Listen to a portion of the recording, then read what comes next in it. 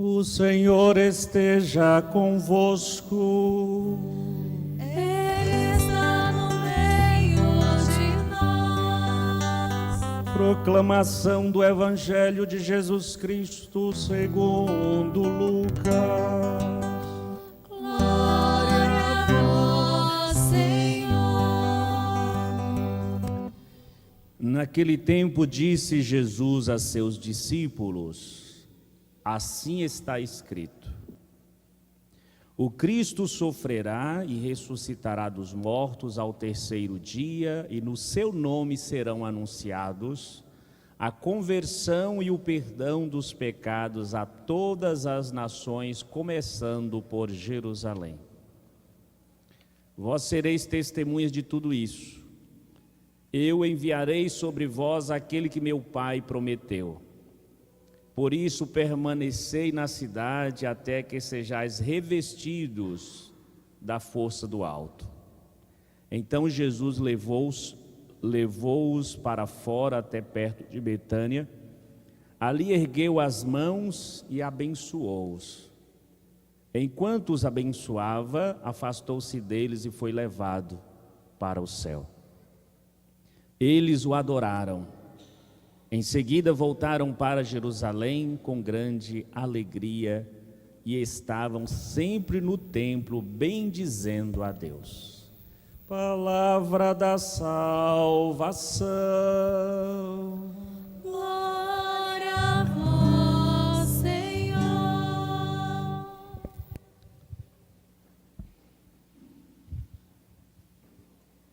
Queridas famílias, queridos jovens, queridos irmãos e irmãs, estamos caminhando para o final deste tempo alegre, tempo de vida nova, tempo de esperança, que é o tempo pascal, tempo do ressuscitado. E dentro deste tempo, hoje nós celebramos a solenidade da ascensão do Senhor. Talvez nós poderíamos perguntar: padre, mas o que significa isso, a ascensão do Senhor?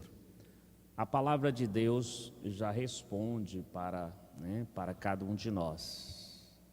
Por entre aclamações, Deus se elevou, ao som do toque da trombeta, assim foi o salmo. Diante dos discípulos, Jesus subiu, foi levado aos céus. Tanto na primeira leitura dos Atos dos Apóstolos, como no Evangelho. Compreendendo que a ascensão de Jesus está dentro desse contexto mesmo da ressurreição. Falar da ressurreição é falar daquele que se levanta, daquele que volta à vida, daquele que tem a vida restaurada, falar da ressurreição de Cristo é falar daquele que foi glorificado, daquele que venceu a morte, daquele que venceu o sofrimento, daquele que agora nos dá uma vida não mais marcada pela morte ou pelo pecado, mas pela graça, pela redenção, pela vida imortal. Compreendendo de que o caminho, a vida de Jesus é a vida que Ele quer que cada um dos seus discípulos, de cada um de nós tenha. Aonde eu estiver, quero também que estejais comigo. Aonde eu for, quero que vás também comigo. Então Jesus que é glorificado, Jesus que é levado aos céus. E aqui Jesus, a liturgia da palavra, é como que recorda para nós, que faz memória deste que foi elevado ao céu.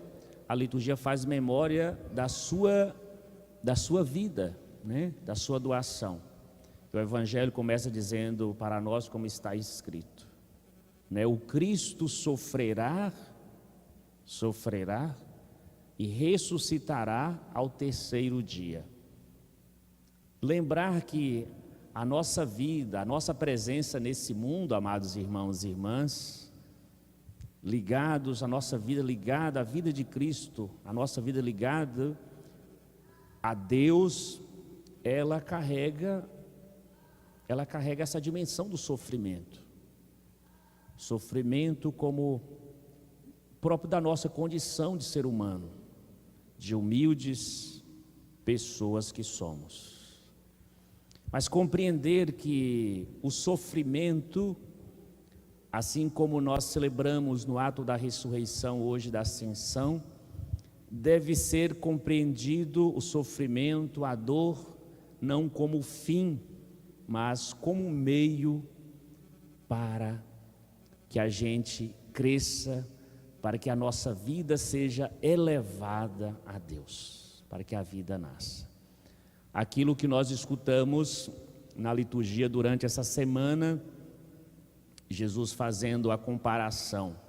Os discípulos estão que meio tristes, sofrendo, desanimados, né?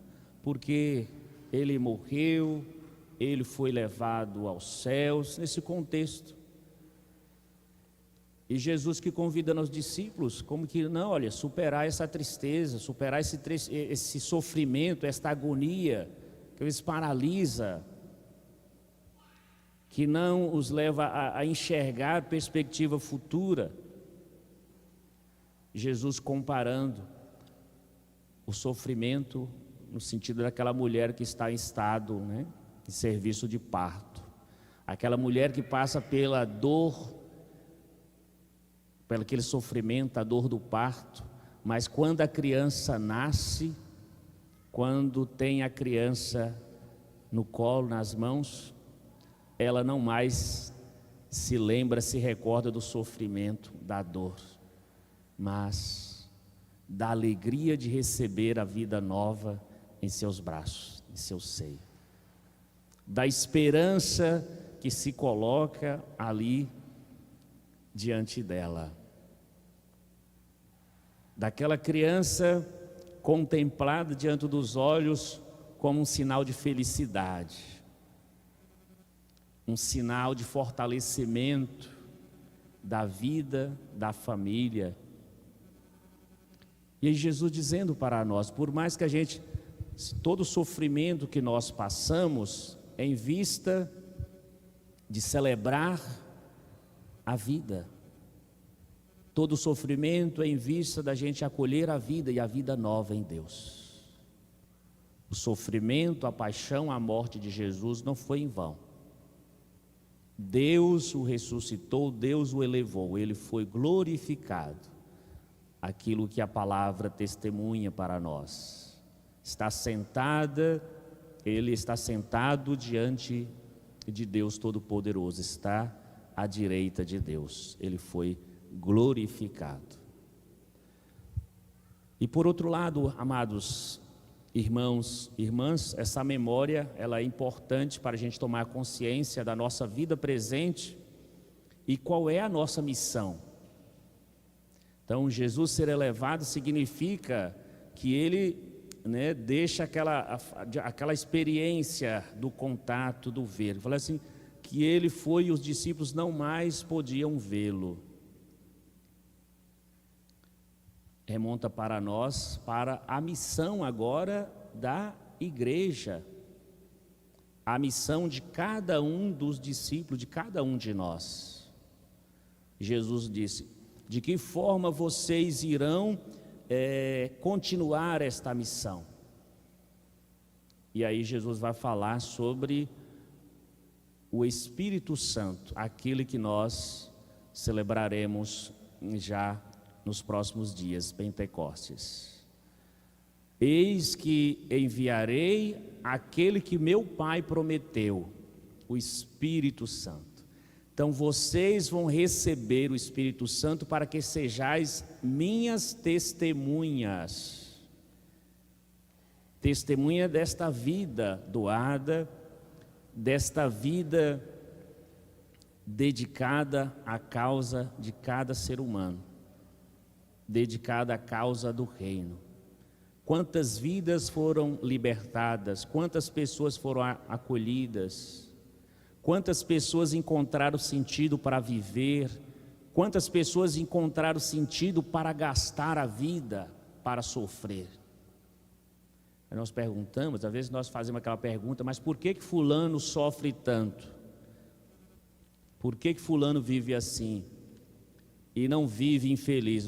Não significa que se você passa sofrimento, você é infeliz, mas é porque encontrou sentido para viver, para sofrer, para caminhar em Cristo Jesus. Procurou sentido para poder dedicar a vida a querer instaurar o reino de Deus. Os discípulos estão questionando, né, quando que Jesus vai instaurar o reino? Não cabe a cada um de nós. Se Jesus vai instaurar o reino, mas cabe a um de nós ser esse instrumento, deixar-se encher pela força que vem do alto e dar testemunho deste amor, da palavra, da ação de Jesus, queridos irmãos e irmãs. A missão dos discípulos. A palavra de Deus ainda nos coloca, né, fazendo a primeira leitura, fala ó Teófilo, no sentido de alguém que está falando, né, para alguém que tem uma amizade com Deus. Como já foi dito, né, sobre Jesus, seus ensinamentos e tudo, mas a parte final desta leitura dos Atos dos Apóstolos. Diante de tudo, toda a revelação, todo o ensinamento, os discípulos estão ali questionando Jesus, que foi elevado aos céus, diante de uma nuvem. Jesus, eles não mais vê Jesus no sentido desta teofania ou da presença do divino. Jesus agora é tomado inteiramente pela realidade divina, pela realidade da imortalidade, né? Falar disso, estar totalmente em Deus. E os discípulos que, como estar a olhar, e aí aparece: o que estáis olhando, o que ficais aí olhando para os céus? Eles que ficaram fixados os olhos para os céus, para o alto. Pegar esta afirmação para nos ensinar como a catequese, né? Talvez seja a atitude de muitos de nós. Nós estamos com uma fé que estar a olhar para o alto, estar a contemplar um Deus todo-poderoso, né? Um Deus que foi elevado à beleza desta visão do divino, olhar para o céu, e aí muitas vezes nós perdemos a conexão com a realidade. Por que estáis aí olhando para o céu? O que estáis procurando? Então, aí o risco nós corremos de estarmos neste mundo, né? Falar de uma religião simplesmente da prosperidade, é uma religião que nega o sofrimento. Cada vez mais nós temos de entrar nesta face de uma religião, só a religião dos milagres, uma religião que nega exatamente aquilo que o padre começou dizendo, que passa pelo sofrimento como sinal de vida, como sinal de crescimento, fortalecimento da nossa vida em Deus. De uma religião que está só a olhar para o céu, porque às vezes é mais cômodo de olhar para o céu, de ver a face de Deus, dizer: Senhor, Senhor, como eu te amo, Jesus, como eu te amo, Jesus, como é maravilhoso estar diante de ti. Mas de perceber que desta visão das maravilhas de Deus, Jesus agora nos convida a olhar não só nessa dimensão vertical, mas na dimensão horizontal, de estar ligados às pessoas, aos espaços, à realidade que Jesus esteve. Jesus não parou um momento, sempre estava em movimento, estava em oração, olhando para Deus, mas o olhar para Deus, olhar para o céu para escutar, era a forma dele se conectar com a vida dos irmãos. Os discípulos queriam o quê? Os discípulos queriam ficar lá no alto da montanha, naquela visão bonita. Mas Jesus disse: olha, agora é preciso descer a planície. Então nós precisamos ser esses cristãos que realmente comunguem da vida de Jesus. E para que a gente comungue da vida de Jesus, por isso que Jesus diz que virá aquele que meu Pai me prometeu, o Espírito Santo, que recordará, sereis as minhas testemunhas. Às vezes nós não podemos ser aquele motorista, né, como nessa relação, podemos ser aquele motorista que às vezes tem o carro, que não quer o carro. Se o carro tem retrovisores, ele não quer, né? Não tem retrovisor lateral, não tem aquele retrovisor central, né, que tem como uma lente que aproxima mais aquilo que está distante, exatamente para você enxergar, você não perder de vista, aquilo que está para trás,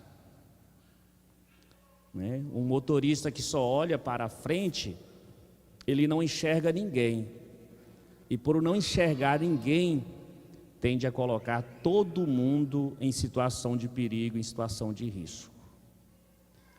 Tende a levar, né, a causar um sofrimento, não um sofrimento salvífico, mas um sofrimento de fato que simplesmente leva à morte, não leva à vida.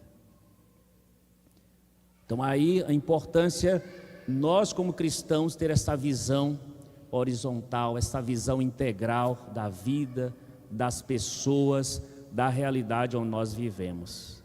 Quem é que está na estrada conosco?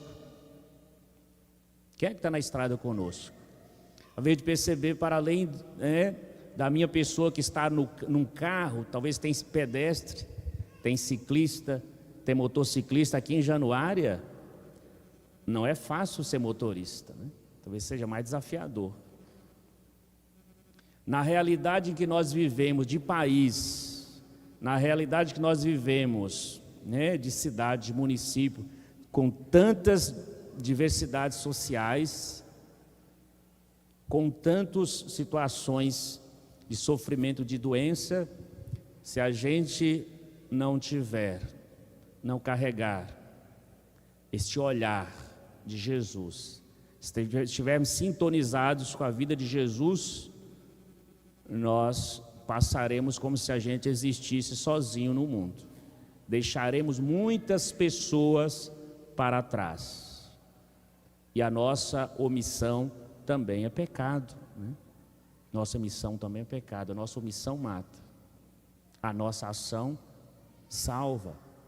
Por isso o Evangelho diz para nós: olha, no nome de Jesus serão anunciados, né, a conversão e o perdão dos pecados a todas as nações, significando que a nossa vida, nós como cristãos, a nossa missão é de reconciliar o mundo em Cristo Jesus. A nossa missão é de gerar vida, a nossa missão é de elevar a vida, de elevar os irmãos e irmãs a Deus, a Cristo Jesus, a quem hoje nós contemplamos e acolhemos em Deus, né? Aquele que foi assim glorificado. Então, queridos irmãos e irmãs, nesta santa liturgia, peçamos ao Senhor, Deus da vida nova, que nos oferece, que possa tocar o nosso coração, o nosso olhar, para perceber as belezas, as maravilhas de Deus, mas perceber também esse chamado a tocar nas maravilhas da vida escondida em cada ser humano, que às vezes passa despercebido do nosso olhar. Amém.